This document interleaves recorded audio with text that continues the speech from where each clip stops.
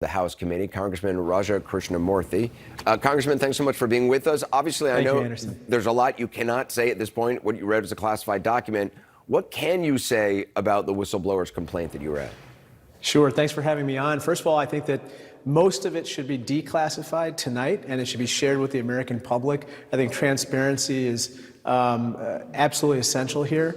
But what I can say about the complaint is that it's thorough, it's careful, it's credible, it's consistent, and it raises a lot more questions than it answers, but it's obvious why the Inspector General, who, by the way, was appointed by the Trump administration, found it to be both urgent and credible enough to pass along to the DNI.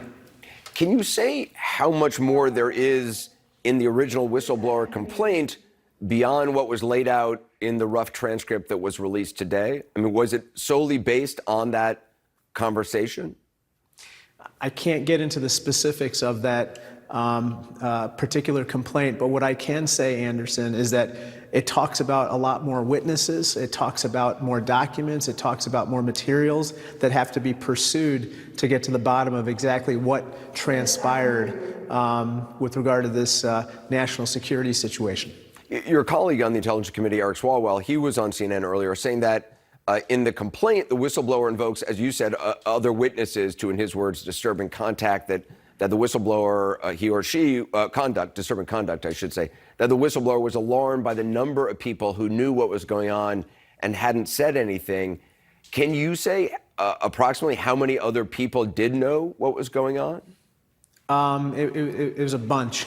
I'm sorry for being so imprecise. I understand. But I think that the main point, though, which I do want to hammer home, is that there are other witnesses here who need to be talked to and who need to, quite frankly, be interviewed or brought before our committee to understand the full extent of the misconduct here. I just want to say one other thing, which is that this whistleblower needs to be commended. He's courageous in coming forward, and for that matter, the Inspector General is also to be commended for his professionalism.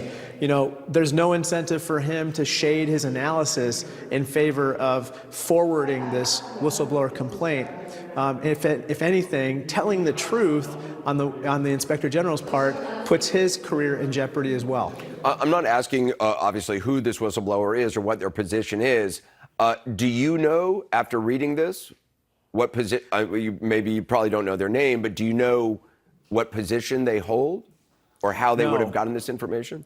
No, and the Inspector General actually invokes a certain provision of the law which allows him to mask the identity of the whistleblower.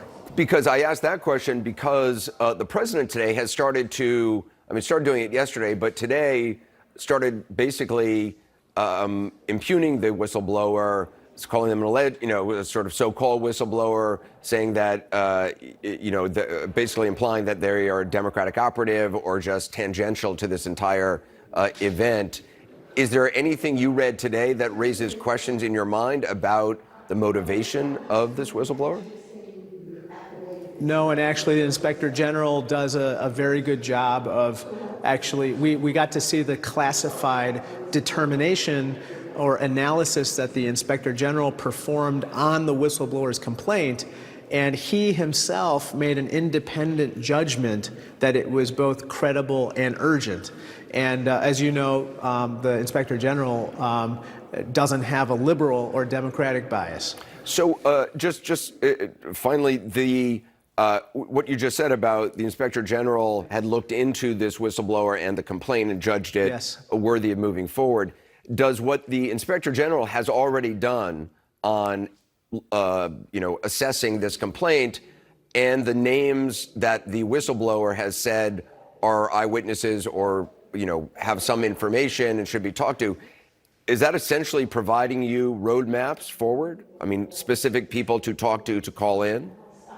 I think it's fair to say that he's definitely giving us some indications of further investigation that needs to be done. So I think that both the Inspector General and the whistleblower point us to other avenues for inquiry, for sure.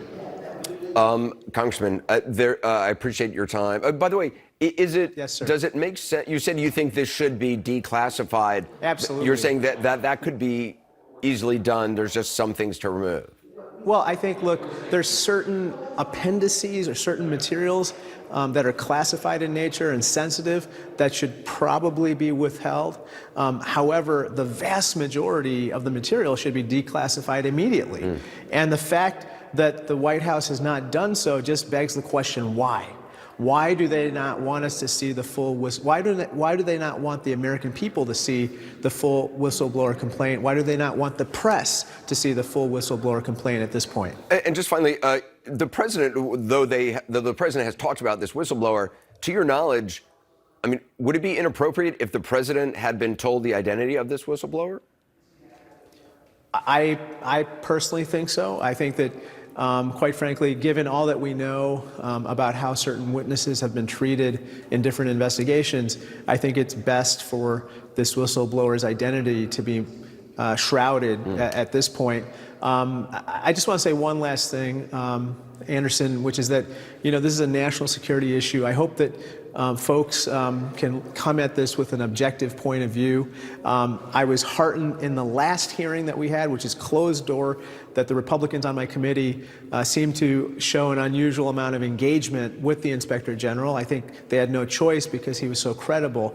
I hope they can display the same viewpoint coming into tomorrow's hearing and going forward, because this national security, we cannot afford to let this get bogged down in partisan politics. Yeah, Congressman, I appreciate your time. Thank you very much. Yes, sir. Thank you. He's talking about